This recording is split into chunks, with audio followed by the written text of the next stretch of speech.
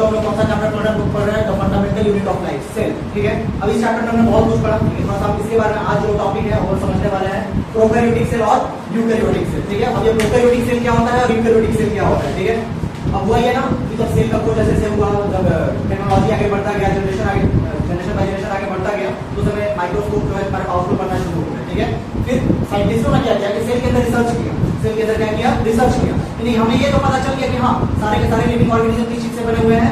Cell से बने हुए हैं, लेकिन सेल के अंदर भी क्या पाया जाता है थोड़ा सा ये जानना बहुत जरूरी था। ठीक है, तो उसी पे रिसर्च चलता गया, तो कुछ ऐसा देखा गया सेल के अंदर जो बहुत ही ज्यादा विचित्र था। देखा गया कि कुछ सेल ऐसे हैं जिनके अंदर बहुत सारी चीजें हैं, कुछ सेल ऐसे हैं कि जो बहुत सारी चीजें हैं, और कुछ सेल ऐसे हैं जिनमें कुछ चीज तो है लेकिन कुछ चीज नहीं है। समझ में आया? और उसमें सबसे इंपॉर्टेंट था न्यूक्लियस। क्या था इंपॉर्टेंट? न्यूक्लियस। अब ये न्यूक्लियस क्या होता है तुमको पता है कि control centre of the cell. Control centre of the cell किसको बोलते हैं? न्यूक्लियस को कहते हैं। मतलब कि न्यूक्लियस सेल के अंदर जो भी काम चलेगा उसको कौन कंट्रोल करेगा? न्यूक्लियस कंट्रोल करेगा। ठीक है, अब cells are of two types, cell दो तरह के होते हैं। कौन किस हिसाब से? On the basis of nucleus, nucleus के हिसाब से। किसके हिसाब से? न्यूक्लियस के हिसाब से। ये न्यूक्लियस के हिसाब से क्या है, थोड़ा सा गलत रहेगा। न्यूक्लियस के अलावा सेल ऑर्गेनिल्स भी। अब जरा ध्यान से हम क्या चाहते हैं। देखो, न्यूक्लियस के हिसाब से सेल दो तरीके के होते हैं, एक होता है प्रोकैरियोटिक सेल और एक होता है यूकैरियोटिक सेल। हमारे अंदर यूकैरियोटिक सेल होता है। कौन सा सेल होता है? यूकैरियोटिक सेल होता है। अब हमारे अंदर यूकैरियोटिक सेल क्यों होता है ये पढ़ने के बाद हम ये जानते होंगे। ठीक है, सबसे पहले ये समझो प्रोकैरियोटिक सेल क्या होता है। देखो, प्रोकैरियोटिक सेल जो होते हैं वो हमेशा यूनिसेलुलर होते हैं। कैसे होते हैं? यूनिसेलुलर। यूनिसेलुलर का मतलब क्या होता है बाबू? जो सिर्फ एक सेल से बना हो। कितने सेल से बना हो? एक सेल से। तो जो प्रोकैरियोटिक सेल होते हैं वो यूनिसेलुलर होते हैं। ठीक है, और हमारे अंदर क्या हम यूनिसेलुलर है? हम कौन सा सेलुलर है? हम मल्टी सेलुलर है। ठीक है, तो सिंपल सी बात है, पहली बात से डिफाइन हो जाता है कि हमारे अंदर कौन सा सेल होने वाला है? Eukaryotic cell. और हमारे अंदर अगर कोई पूछे कि प्रोकैरियोटिक सेल है कि यूकैरियोटिक सेल है, तो कौन सा सेल है हमारे अंदर? यूकैरियोटिक। और आगे क्लियर हो जाएगा। प्रोकैरियोटिक सेल यूनिसेलुलर होते हैं, प्रिमिटिव सिंपल टाइप। ये बहुत सिंपल होते हैं, बहुत ज्यादा सिंपल होते हैं, इनके अंदर ज्यादा चीजें होती ही नहीं, ये बहुत ज्यादा सिंपल होते हैं। ठीक है, cell characterised by the absence of a nucleus. और जानते हो इनके अंदर न्यूक्लियस नहीं होता है। इनके अंदर क्या नहीं होता है?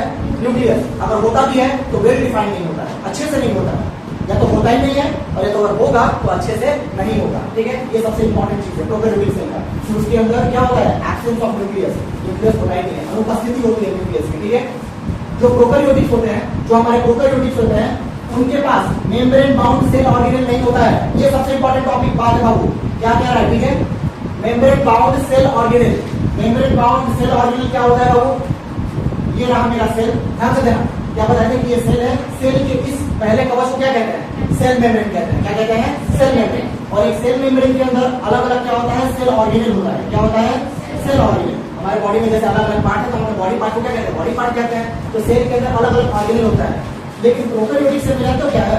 प्रोकैरियोटिक सेल में ये है कि जितने भी ऑर्गेनेल होते हैं ना, सेल के जितने भी पार्ट होते हैं, उनके पास ये झिल्ली नहीं होता है, उनके पास ये मेम्ब्रेन नहीं होता है, उनके पास ये मेम्ब्रेन नहीं होता है। मतलब जैसे जैसे बिखरे हुए हैं, उनके अंदर जो होता है वो मेम्ब्रेन बाउंड सेल ऑर्गेनेल का मतलब क्या हुआ कि जितने भी, जैसे मान के चलो कि माइटोकॉन्ड्रिया है, अगर माइटोकॉन्ड्रिया में इसके पास अपना मेम्ब्रेन नहीं है, इसके पास अपना झिल्ली नहीं है, तो ये प्रोकैरियोटिक सेल के अंदर होता है। प्रोकैरियोटिक सेल के अंदर बहुत सारे पार्ट ऐसे होते हैं जिनके पास अपना कवच नहीं होता है। ठीक है, यहाँ पर वही लिखा हुआ है कि prokaryotic do not have membrane bound cell organelle. मतलब कि जितने भी प्रोकैरियोटिक सेल वो होते हैं जिनके अंदर के जो सेल ऑर्गेनेल होते हैं उनके पास अपना कवच नहीं होता है। ठीक है, सिंस, अब ध्यान देना, since prokaryotes have no nucleus. अब हम क्या पता है कि प्रोकैरियोटिक बहुत से होते हैं जिसके अंदर न्यूक्लियस नहीं होता है। न्यूक्लियस नहीं होने की वजह से इनका जो डीएनए होता है, क्या पता है डीएनए कहाँ पर होता है? न्यूक्लियस के अंदर। इनके पास तो न्यूक्लियस है नहीं, इनके पास जो न्यूक्लियस है नहीं, तो इनका जो डीएनए होता है ना वो बिखरा हुआ होता है। सेल के अंदर क्या होता है? बिखरा हुआ होता है। पहले क्या था बाबू कि मान के चलो कि अगर इसके पास न्यूक्लियस होता तो डीएनए जो होता वो इसके अंदर होता, डीएनए इसके अंदर होता, लेकिन इसके पास न्यूक्लियस नहीं होने की वजह से ये जो डीएनए है ये पूरा का पूरा सेल में क्या हो गया है? फैल गया है। पूरा सेल में क्या हो गया है? फैल गया है। समझ में आ गया? ये बात अच्छे से याद रखना। Is scattered throughout the cell.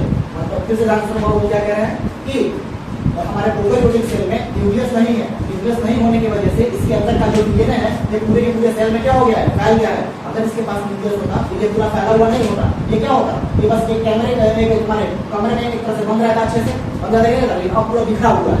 ये बहुत खराब चीज है, ये सेल के लिए अच्छा नहीं है। ठीक है, अब हाँ बाबू, ये थे प्रोकैरियोटिक सेल। समझ में आ गया प्रोकैरियोटिक सेल क्या होते हैं? सबसे पहले तो सारे के सारे प्रोकैरियोटिक सेल यूनिसेलुलर होंगे। कैसे होंगे? हमेशा एक सेल से ही बने हुए होंगे, ठीक है। प्रिमिटिव सिंपल है, बहुत प्राचीन समय का है, बहुत पुराने सेल, पुराने सेल में आते हैं। मतलब ये इस पृथ्वी पर अगर उत्पत्ति हुआ होगा सबसे पहले अगर किसी भी सेल का, तो सबसे पहले उसका वो प्रोकैरियोटिक सेल आया होगा। क्या आया होगा? प्रोकैरियोटिक। फिर धीरे धीरे एवोल्यूशन हुआ, जैसे जैसे एडेप्टेशन होता गया, प्रक्रिया बीतती गई, जनरेशन बीतता गया, तो सेल ने अपने आप को मॉडिफाई कर दिया, अपने आप को एवोल्यूशन कर दिया, तब जाके सारी यूकैरियोटिक सेल बना हुआ, ठीक है यार। और इनके अंदर प्रोकैरियोटिक सेल के अंदर न्यूक्लियस नहीं होता है, और प्रोकैरियोटिक के पास मेम्ब्रेन बाउंड सेल ऑर्गेनेल नहीं होता है। मतलब कि सेल के अंदर के जो पार्ट होते हैं उनके पास अपना कवच नहीं होता है, ठीक है। और प्रोकैरियोट के पास कोई भी न्यूक्लियस नहीं है, जिसकी वजह से उसका जो डीएनए होता है वो उसके सेल में क्या हुआ रहता है? फैला हुआ रहता है, ठीक है। तो ये तो समझ गए प्रोकैरियोटिक सेल के बारे में। अब सर हमारे अंदर जो यूकैरियोटिक सेल है आपको बताइए, देखो हमारे अंदर यूकैरियोटिक सेल है, जिसका क्या खासियत है यूकैरियोटिक सेल, ठीक है। यूकैरियोटिक सेल, सबसे पहले eukaryotic cells are cells that possess a nucleus. Eukaryotic cell वो सेल होते हैं जिनके अंदर अपना न्यूक्लियस होता है। मतलब तुम्हारे बॉडी में अगर ट्रिलियंस ऑफ सेल्स हैं, इसका मतलब सारे ट्रिलियंस ऑफ सेल के पास अपना क्या होगा? न्यूक्लियस होगा। क्या होगा? न्यूक्लियस होगा। हमारे पास अपना ब्रेन है, तो हमारे बॉडी में जितने भी सेल हैं उनके पास अपना ब्रेन होगा, और उस ब्रेन को क्या कहते हैं? न्यूक्लियस कहते हैं। ये सारे इसमें क्या था? इसमें न्यूक्लियस नहीं था, और यूकैरियोटिक सेल में न्यूक्लियस होता है, ठीक है। न्यूक्लियस होगा तो चीजें अच्छे से काम करेगी, सिंपल सा बात है। किसी के पास दिमाग रहेगा तो वो अच्छे से काम करेगा, दिमाग नहीं रहेगा तो फिर पागल हो जाएगी, ठीक है। अब उसके बाद they have membrane bound cell organelles। इसमें क्या था बाबू?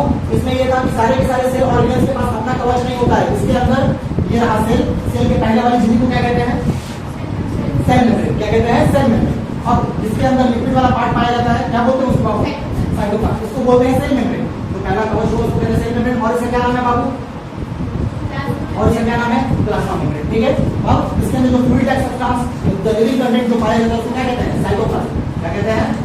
साइटोप्लाज्म। और हमारा जो यूकैरियोटिक सेल होता है ना, इसके अंदर के जितने भी पार्ट होते हैं और उनके अलग अलग पार्ट है, अलग अलग ऑर्गेनेल है, अलग अलग सेल के ऑर्गेनेल, सबके पास अपना कवच होता है, सबके पास अपना मेम्ब्रेन होता है।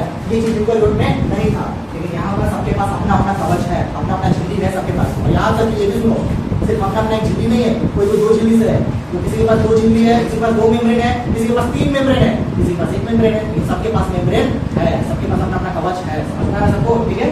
अब तो हमारे पास न्यूक्लियस है, इसका मतलब हमारे न्यूक्लियस के अंदर क्या होगा? डीएनए होगा, ठीक है। कंटेंट मतलब कि हमारा जो डीएनए है वो ऐसे फैला हुआ नहीं रहता है, वो हमारा यहाँ पर अगर न्यूक्लियस है तो न्यूक्लियस के अंदर ही हमारा डीएनए होता है। डीएनए के अंदर क्या होता है? तो डीएनए के अंदर सेल का इंफॉर्मेशन होता है। क्या होता है? सेल का इंफॉर्मेशन होता है, ठीक है, या हेरिडिटरी इंफॉर्मेशन होता है। अब eukaryotes can either be unicellular और मल्टीसेल्युलर। अब बात ऐसा है ना बाबू कि हमारा जो प्रोकैरियोटिक सेल है ये सिर्फ कौन थे? ये सिर्फ यूनिसेल्युलर है, मल्टीसेल्युलर नहीं। और जो हमारा यूकैरियोटिक सेल होता है ना, वो एक सेल वाले में भी होता है और मल्टीसेल्युलर में भी होता है। मतलब यूनिसेल्युलर में भी होता है और मल्टीसेल्युलर में भी होता है। मतलब हमारे अंदर भी होगा और कोई कोई यूनिसेल्युलर ऑर्गेनिज्म के अंदर भी होगा, एक सेल से बना हुआ होगा, ठीक है। एग्जांपल में जो हो गया है प्लांट्स, एनिमल्स, फंगी, ये सारे हम लोग इसके अंदर आते हैं। इसका मतलब हमारे अंदर कौन सा सेल है? Eukaryotic cell. तो हमारे अंदर यूकैरियोटिक सेल है, इससे तो लोग ये बात समझ जाना कि हमारे अंदर क्या क्या है। तो अब इसके एग्जांपल देखो हम, बैक्टीरिया, एल्काई, साइनोबैक्टीरिया। साइनोबैक्टीरिया क्या है? Blue green algae. Blue green algae का मतलब ये वैसा बैक्टीरिया है जो फोटोसिंथेसिस कर सकता है।